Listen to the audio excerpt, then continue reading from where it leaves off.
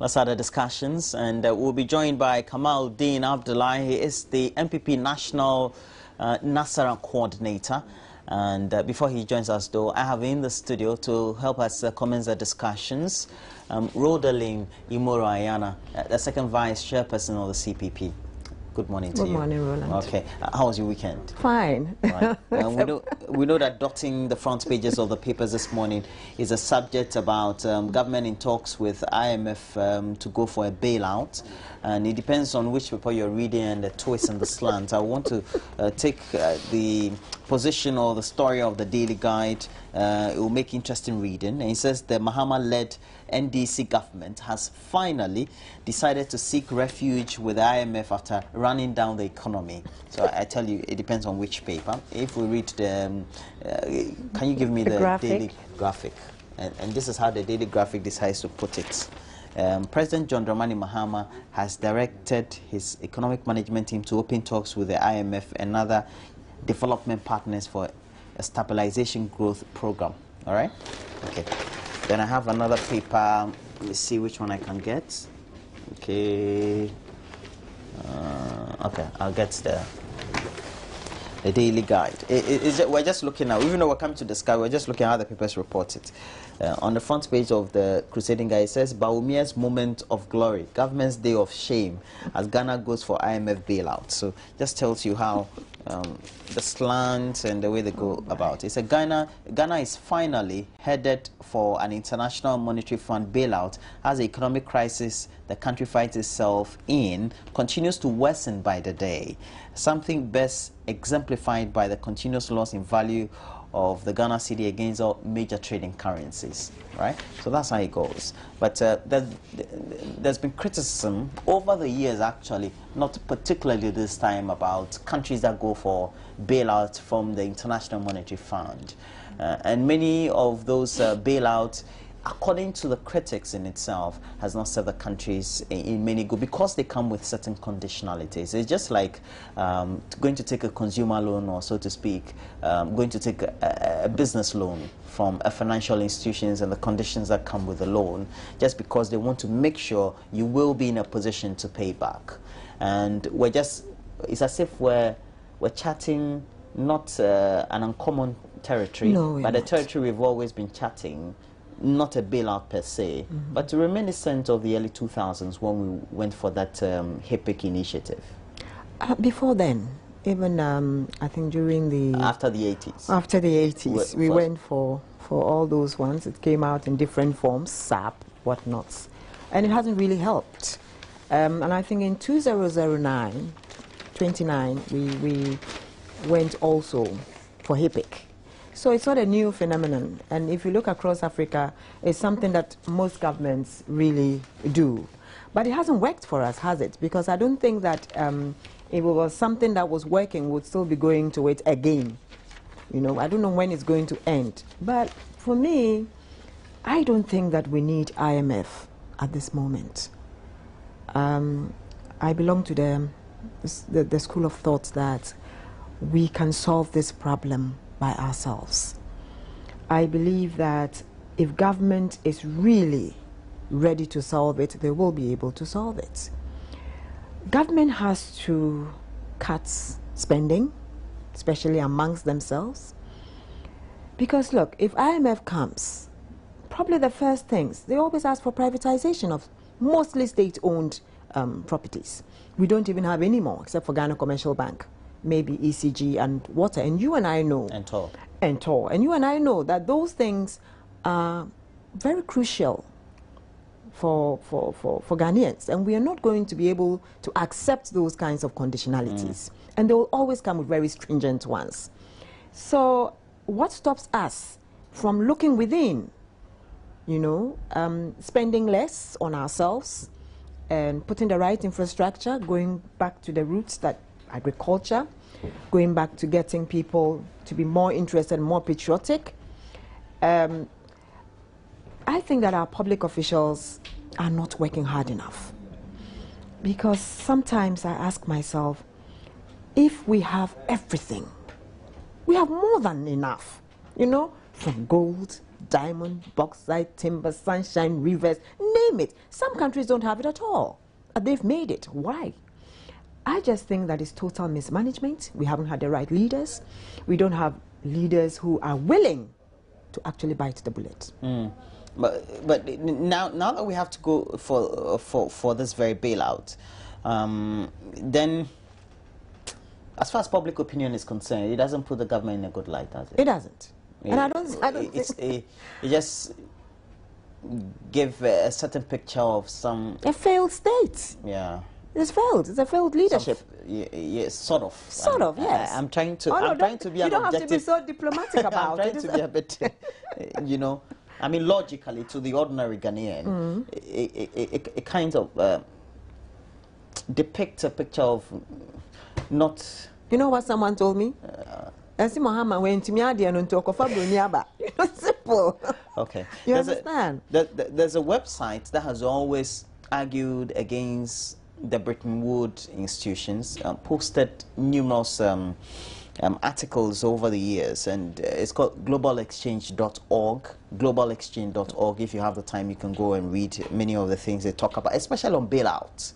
And they talk about bailout and why IMF bailout and those ones from the World Bank, etc., are not good enough. Well, we're taking a break. When we come back, Kamaldeen Abdullahi, who is the National Nasara Coordinator of the MPP, is lurking around. I think one of the cameras around, so we have to admit him into the main studio, otherwise we'll be in difficulty. So we're taking a break. When we come back, we'll be right here continuing the discussions. Kamaldeen apparently didn't descend on me. He told me that he was not too angered by my delay in calling him in onto the floor, but he's now on. And Kamal, how are you? How was your weekend? I'm okay. Okay, salam alaikum. Actually, you should just leave this work and go do politics. Me? Yeah, a very good one. Oh, maybe. I don't think it's not in me. Well, probably he'll be a good diplomat. Yeah. Very well. No, because I'm not a politician. Yeah, so I you can. Like, you know. Okay, all right. Okay, now we're going for an IMF bailout, and we're just looking at the initial comments because we haven't gone into the substantive. Don't start the firing yet. No. So what do you make of it? I mean, just well, the two of you should start the firing. Once again, I'll say a very good morning to our cherished viewers, and I apologize sincerely for being seemingly late, as it were. IMF bailout. Since when did we learn this? It was after we are told a meeting of some advisory council of economics or economic advisory committee set up by the president, met with him at somewhere, Pedrassi Lodge or so, and the outcome was that he should go tell IMF to see if they can offer a help. Then I asked myself, fundamentally, do we even need a committee to tell us that go to IMF before you go to IMF? That's one. That alone. Well, you need a group of advisors. You need advisors. You see, before you set up government, before you set up a government machinery to run affairs of a country, you ought to be someone who is proactive. You ought to get people on board who are competent enough to help you. The substantive Minister of Finance and Economic Planning, what is he doing? He has a whole lot of advisors under him, chief directors, whatever. Now, at the presidency, we had ministers in charge of economics at the presidency states. Okay? People were surrounding the president who were supposed to have first-hand information on economics. Where is the almighty Fifi Koite? Where is he? We had a whole lot of people. I'm saying that, you see, they should be punished strongly by the president for not being fair to him and leading him to where he's gotten to now. You see, if you refuse to do your work and you allow someone to suffer like this, you ought to be punished. Now let's go to the substantive matter, whether IMF bailout and what is going to be the outcome. For me, I would describe it more or aptly as an austerity measure that we are going for. Meaning what? We're going to tighten the more. It means Ghanaians will have a lot more difficulty. Very well. Do you know what it's going to mean? A white man is going to sit at the Minister of Finance now. Because the money gets... Not necessarily a white man. It could be somebody from the IMF. Very well. Well, a consultant or somebody. I want to call it a white man going to sit there. Because you're going to IMF. You're going to the Bretton Woods institutions now for help. But they've always been helping us. We currently have a country... This is a straight jacket one. This is a straight one. a direct assistance you need, and then the man is going to carry the money straight and come, look, I am injecting $7 billion or $8 billion or $10 billion into your economy. Time passed, we are told that you mismanage your economy very well. We have to come and monitor and see how you're going to put this money in place. First of all, our sovereignty is lost. No. Clearly. No, you see, what I'm saying is very serious. No. Where Mahama and his cohorts have taken us now is to tell us that the sovereignty of Ghana is gradually going down. Just today, I read a piece on the internet when Barack Obama, before even meeting with the African leaders today that he's going to do, he set a tone. He said, look, you people should blame for whatever is happening in Africa, your economic crisis. And you, the leaders, because many of you have what it takes to manage your affairs internally and to ensure that you have solutions internally to take care of your problems. But you have not done. He said it. Barack Obama said it before.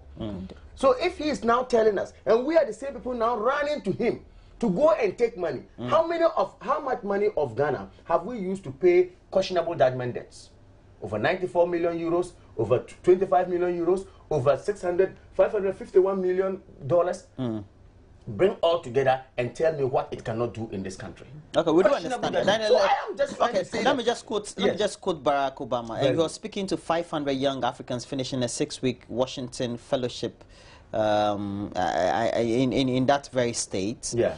And he said at some point we have to stop looking somewhere else for solutions. And you have to start looking for solutions internally.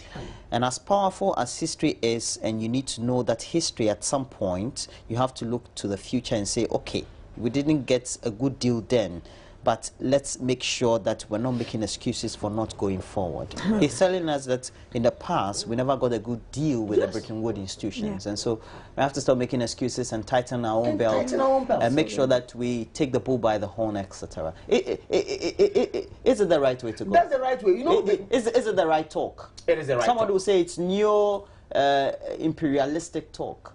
What does that mean? You know, his comments came after the president of Equatorial Guinea said that we should blame the Western countries for the woes of Africa economically. Then he said, look, blame yourself. That's why he has made this comment. He said, look, I have visited Africa.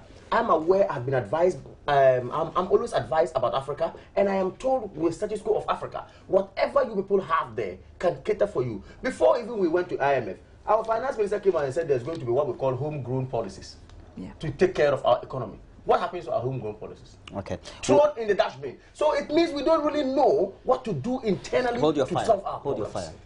Prior to this very announcement we're hearing, the BBC also had an interview with the president. Yes. And very soon, my colleague will play the story for you, in which the president had some conflicting comments. He said we're not going for an IMF bailout. But then we wake up and then we're told we're going for an IMF bailout. And if the story is ready, we'd like to play that very story compiled by Gifty Ando Apia, and then we'll be right back.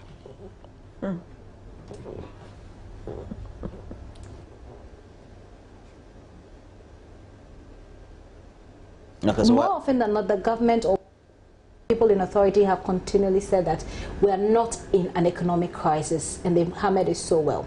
Is such a move to go to the IMF necessary now, because the situation really is getting out of hand?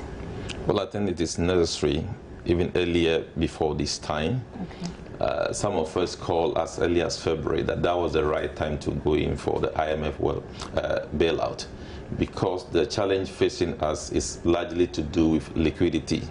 Liquidity in terms of foreign exchange inflow, there is shortfall of supply as against demand. So you need to look at a sure point of source of actually getting that inflow of forex in order to shore up the supply base to stabilize your currency. And that is the challenge. So for me, it is... Government has always defended the economic challenges with the homegrown policy it is implementing, and has always debunked all arguments pointing to a crisis. The serious nature of the economic difficulties has caused several analysts to call for a bailout from the country's donor partners, a move government seemingly rejected until now. The 2012 vice presidential candidate of the MPP and economist Dr. Mahmoud Bawumia, in March this year, saw the IMF bailout coming. I would like to repeat, without exaggeration that the Ghanaian economy is in a crisis. It is time for serious action. If the government does not take the right decisions and soon, then Ghana would likely have to approach the IMF for a bailout before the end of the year. At the end of the day, the obvious lesson is that we cannot run away from fiscal and monetary discipline, no matter how hard we try. 5 months after Dr. Bawumia's prediction, Ghana has opted for the IMF bailout to help stabilize the economy and halt the free fall of the cedi. Finance Minister Seth Terkper explained to journalists after presenting the supplementary budget just last month the difficulties in meeting the targets and conditions that comes with donors. The donor funds are also often tied to conditions. For example, despite our explanation that we could have met our targets in 2013, had it not been for gold and cocoa prices falling, which has nothing to do with us. Some DPs insist that you haven't met your targets, so we won't give you the money. It's as simple as that. So you have to rekindle your efforts, to meet the targets that you set in the budget in order that, to flow. The less effort you provide, the less money that will, because it is linked to, your effort. So these and others are the reasons why sometimes you don't get, the funds. But the phenomenon in the last 3 years, is on the downward trend. And of course we are having discussions with the DPs and the donors. Here is how President John Mahama answered when asked in a BBC interview if Ghana will seek bailout from the IMF. Have said the situation is so dire in Ghana that you may need to ask for an IMF bailout.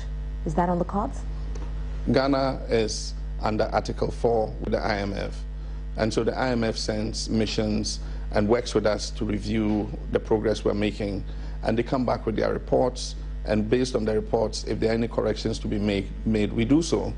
It is out of the last Article 4 mission that we came out with a homegrown economic consolidation policy.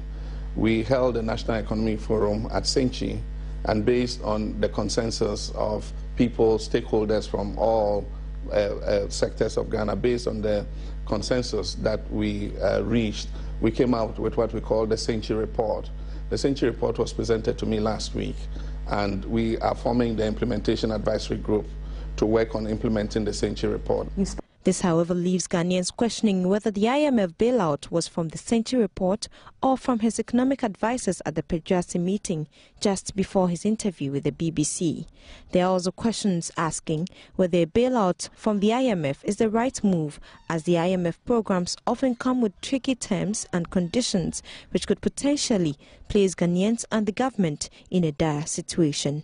Abigail Adomaquinchi for Joy News. So that very compilation by Abigail Adomaquinchi, but also earlier on we had a preview of an interview we'll bring into you just after AM Talk with Dr. John Gachi, who is also a chartered economist but also a lecturer with the University of Cape Coast Business School, and comprehensively for about 12 to 13 minutes we'll be talking about the impact of the IMF bailout. But we can't avoid it, can we, as far as the discussions are. Now, Rodolin, what does it say? The president is saying something different in an international interview with an international media organization like the BBC, but we're also getting news filtering in and also being confirmed that, well, we're opting for a bailout. I guess the first time he met the BBC, he hadn't met with his economic advisory team. Well, advisedly. Yes, advisedly. Okay. So he might have been talking from the first Senchi meeting, us trying to bring in the homegrown policies. And then afterwards he gets home and he realizes that it's really serious. That's just belittling. No, honestly. He realizes it's because, look, when I listen to BBC, and I was told that my currency had depreciated by 30%, which meant that my investments had depreciated by 30%. I started asking questions. You understand? About 6 weeks ago, it was just about 23%. Good, and now it's 30%. I know. So I can only say that he didn't know. When he got home, he realized that, no, things were really bad. So he then opts to go out and meet again with this advisory team that met at Pedrasi Lodge. And just like I keep saying that Ghanaian intellectuals are just lazy. They continuously just pick, you know. They just go out there, whatever is out there in the public, they pick. They don't even reason it out. They don't come out with their own innovations. They don't come out with anything, and they just say, take. And that is what has happened. They have not even sat down to think about these homegrown policies. We have not even tried it. And then we are jumping to IMF. For me, that is wrong. Okay. Going by our first experiences of the IMF, we've had structural adjustment policies, we've had PAMSCAD, we've had recovery programs, etc. 1 and 2, and 2. GPRS 1, GPR, all those things that we have with them. But especially from the early 80s, when we had the PNDC administration go for a bailout, so to speak, and by which we were monitored adequately. If you look at from what happened, we didn't seem to have succeeded, did we? No. If we had succeeded, we wouldn't be where we are right now. When the IMF came in to bail us out, that was when we sold out practically every industry, every factory that could have helped this country to lift up. And then afterwards, we thought that all was well because we got money to pay salaries, we got money to pay off little debts and stuff like that. And we came back to Batan, back to square one. And it's been the same thing.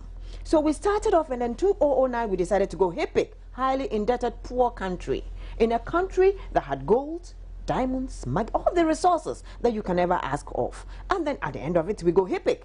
Then we cleared HIPIC. We thought, oh, this time round we're going, everything is going to be fine. 2011, we were touted as the fastest growing economy. Indeed, we were. We were, yes. That is just 2 years back. That doesn't matter. It does matter. It shows that something went wrong.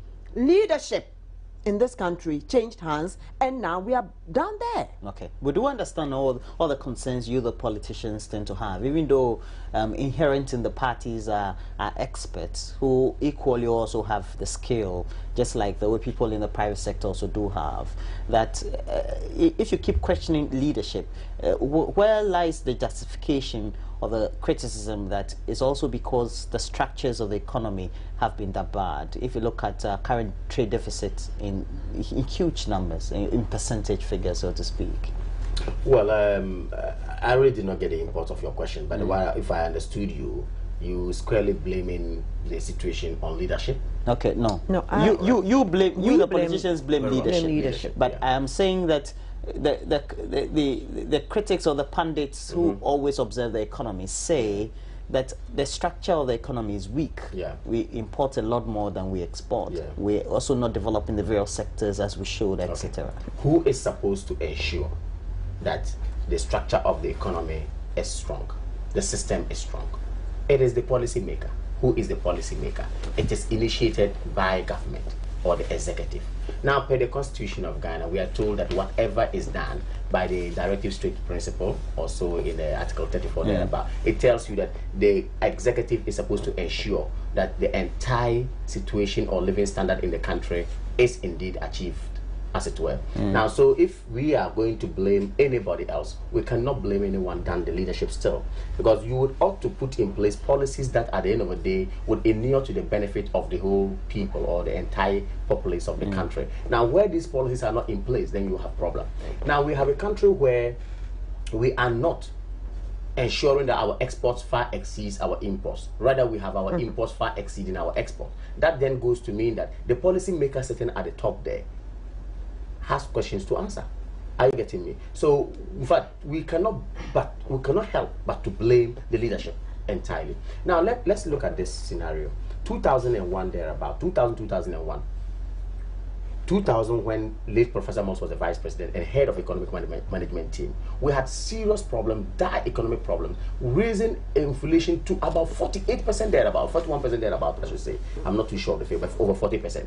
Now, President Kufuor and his, economic team came in place around 2001, January. Now, because of the situation, they had to manage it. Ghana had only 2 weeks to use their petroleum products. Only 2 weeks. You're talking about import cover. Reserves. Or petroleum reserve. Petroleum reserve. That was the only time frame they had to have, I mean, to use whatever they had come to beat. But yet they were able to ensure, work harder to get more, you know, added to whatever reserve that we had. That tells you how prudent economic management team were. I think I'll have to laud them. They did a marvelous work. I'm not to say that. Let's look at it. Spanning from 2001 to 2008, Bank of Ghana spent about $2.5 billion to make sure that the city is brought down. The value of the city is kept at 1.2 cedis before they left. Is that not correct? Today, as we said, when the NDC government came in 2009 till date, they have spent so far 6.5 billion and they've not achieved the city coming down. Clearly, it tells you the incompetency at its highest order, ineptitude at its highest order is at play in governance. No, there's something definitely No, wrong. there's something. There's something. 2.5 billion, and the fellow is supposed to work hard and make sure the city is maintained around 1.2, and you have spent 6.5 billion and you cannot achieve it. I mean, it's terrible. I mean, so sometimes let us not try to play gimmicks with some of these, you know, economic situations. The indicators show clearly that we are no more a middle-income country. Just about 2-3 years ago, we could boast of our per capita income being around $1,000. Today, as we sit, our per capita income as a country has dropped over $600. Yeah, $600. So we have gotten out of the bracket of middle income.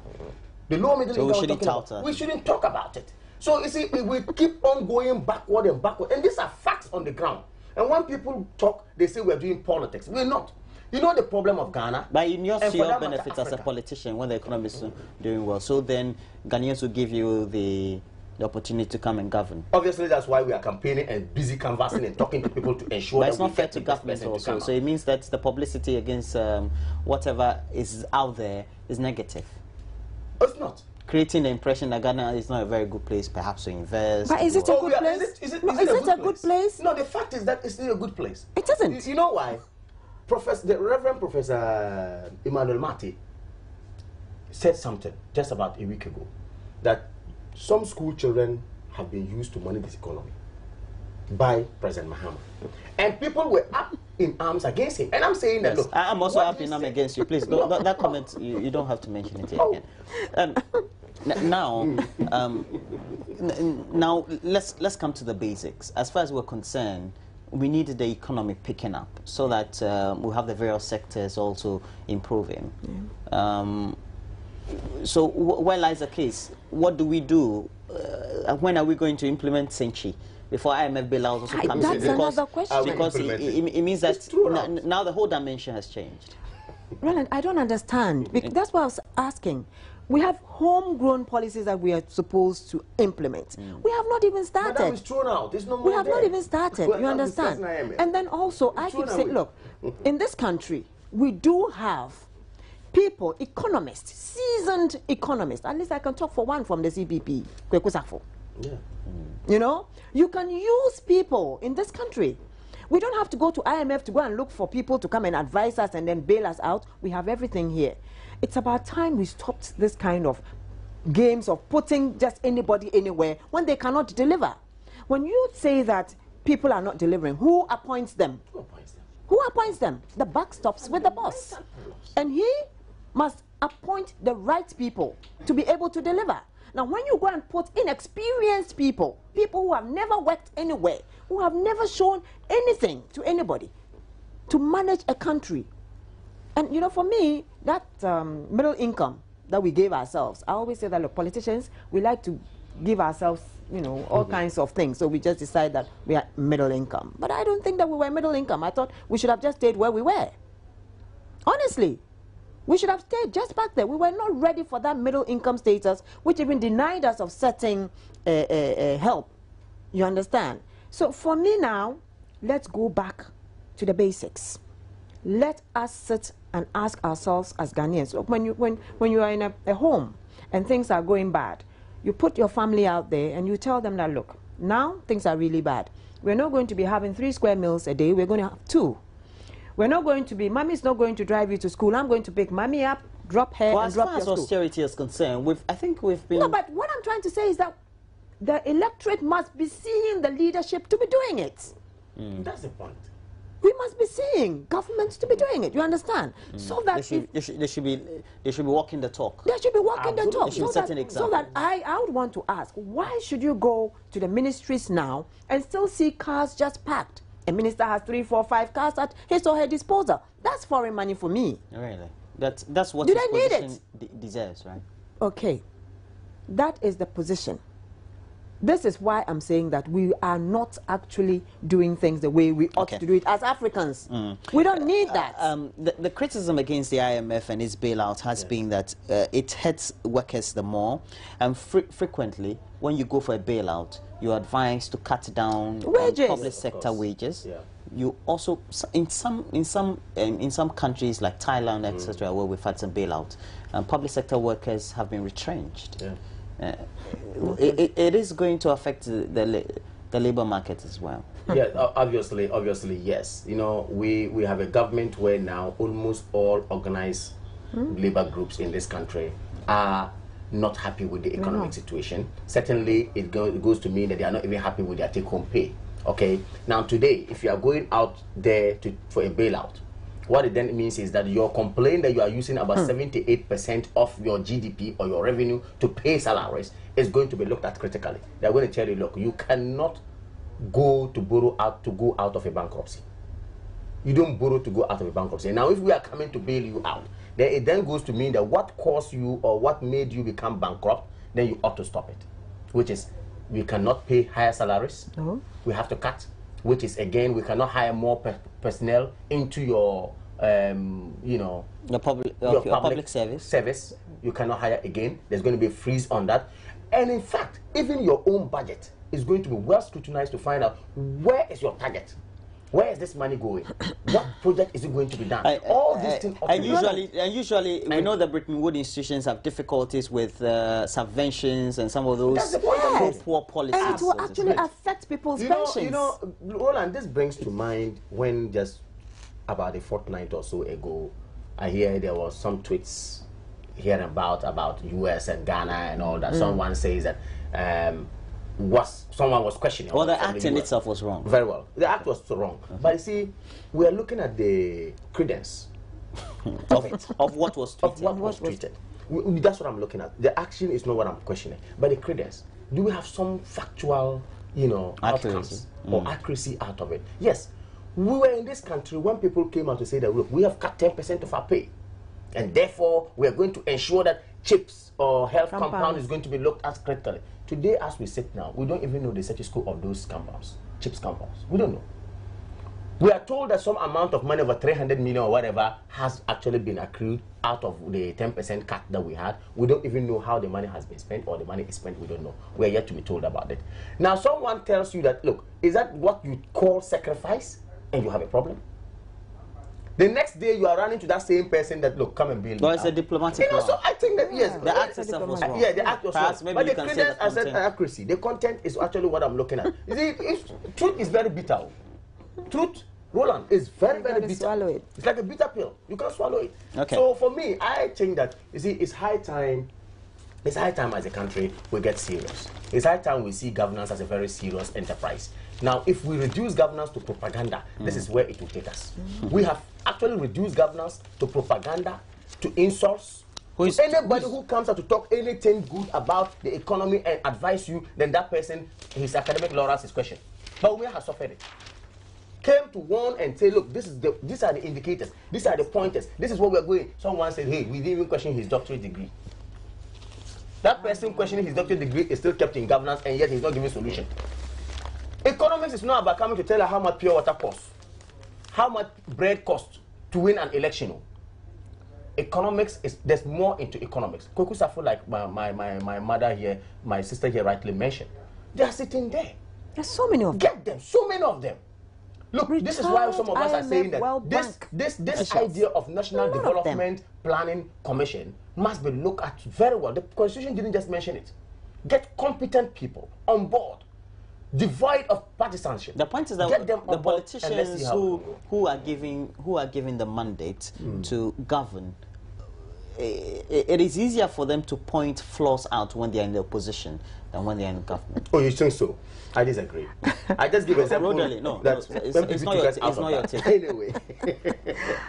That is the general...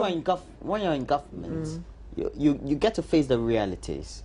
And then when you're in opposition, it's more easy for you to pinpoint what the flaws are. Of course, when looking from the outside, you can always tell. And even give solutions. Well, if you when you're in government, your solutions don't work, really. I still don't. I don't think that when you're in government, your solutions don't work. If you are a listening government, your solutions might work. Well. If you are a listening government, this particular government is not a listening government. Okay. Somebody say it isn't a listening government. FOI express concerns about degeneration of democracy, and that story is on page 17 of paper. It says that the chairpersons of 4 political parties with representation in parliament have expressed concern about degeneration of democracy in the country and the manner in which the electorate is making governance difficult. Okay, and they are chairpersons of the NDC, MPP, the PNC and the CPP. They cited the politics of insult and monetization in polity as some of the critical issues needed to be addressed. And they were at a meeting put together by the IEA as well as the Ghana Political Parties Program. And, well, Dr. Ajay asked the electorate to go easy on politicians in respect of the demands they make, pointing out that politicians were doing their best for the country.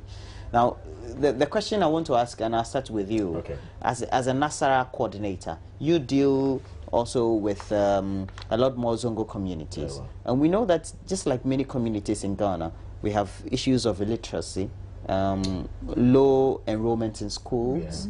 Yeah. We don't have gender-based parity as far as enrollment in schools as well. Depletion of infrastructure, or sometimes even non-availability at all. Yeah. Do you think that the electorate are demanding too much from you politicians? Never. We're not. They're not demanding too much. On the eve of the Salah, I was invited by your sister station, Adom TV. And in fact, I did speak to this issue. My heart bleeds when I go down there to say a place like, Yagba Kubori in the northern region, a place like Bongo, Kanga, Zoko, and all places, and see electorates, in fact, people who voted for government to come to power, struggling to even get a meal for a day. Then I ask myself, who is supposed to superintend over the economy of this country to ensure that they get a better living standard? It's the government. It's the politician at the top there. It's you who is there. But I beg to differ a bit, respectfully to all my chairmen there, but I beg to differ when they say that the electorates are complaining too much. It wasn't your chairman that said it, was the NDC chairman that said it. But I beg to differ with them. All the electorate, all the political parties said it. No, my party didn't say it. Yeah, Roland, we have actually shortchanged the electorate on the ground. Go down there and give someone 1 cedi. That was the point I made that day. 1 cedi. And see how the person is going to appreciate it. Then we sit here and in fact statutory payments that are supposed to get to the district assemblies and for them to benefit, the money don't go there and it's in arrears and you expect the electorate to succeed. How? You understand? So for me, there's no excuse whatsoever. If we sit down here and want to blame the electorate, then we have a problem. Whose duty it is to ensure that these people are living in a better standard, in a better situation? It is you, your duty, as a chairman of the party, as a politician, or as a leader of government and all that. Okay? So we don't sit down in better conditions. We don't sit down in mansions. We don't drive in big cars and demand the old lady who goes to the bush to get some fuel wood, come to the house, try to struggle to get some dry corn and all that, prepare her t-shirt for the family. And yet you come and sit down and say they're demanding too much. That is serious. I think, look, it's just below the belt. We don't have to listen to it. We don't respect them anyway. The politicians, when you go on the platforms, you promise so much. That's it. So, we promise. Yes. So it's also an added issue. So yes. when you are elected in power, they feel that they also have to demand their pound of flesh. Exactly. I don't blame them. They have to demand kind of whet the appetite of the electorate? They whet the appetite of the electorate. They promise them heaven and earth. And therefore, if you know, you're being dishonest. If you go out there and you promise things that you know you cannot deliver. Just yesterday, I was talking to a young lady that I got from the north, and she's just finished BECE. And I was talking to her together with other young people, and she tells me there are 150 in a class with one teacher. And I was like, what? And this one teacher, and she just says, look, we don't have, when we do exams, we don't get the papers back. And to crown it all, she's written BECE, and she wrote 7 subjects. All other places, they're writing 9 subjects. She wrote 7 because they don't have a vernacular teacher. Okay, she comes from a Kusal-speaking area, which is not part of the national language structure. The formal structure. The formal structure. At least you could have encouraged them to learn Dagari or Dagbani or something coming from the north. Something that is official Something that is official. But no, it's not there. Once you get the teachers to them. That's I think it. we all did it. You don't necessarily have to speak your native That language. is it. But then they are writing 7 subjects because there was no French teacher also. And then she tells me we didn't also have ICT.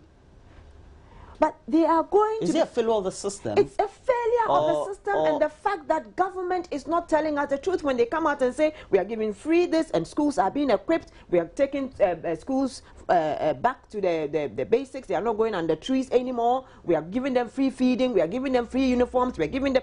None of those things is true. It's not all true. Well, in most instances, true. In most instances, look. Perhaps not some instances. In most instances, it's not working. Really? It's not. We travel around. We as politicians, we go around.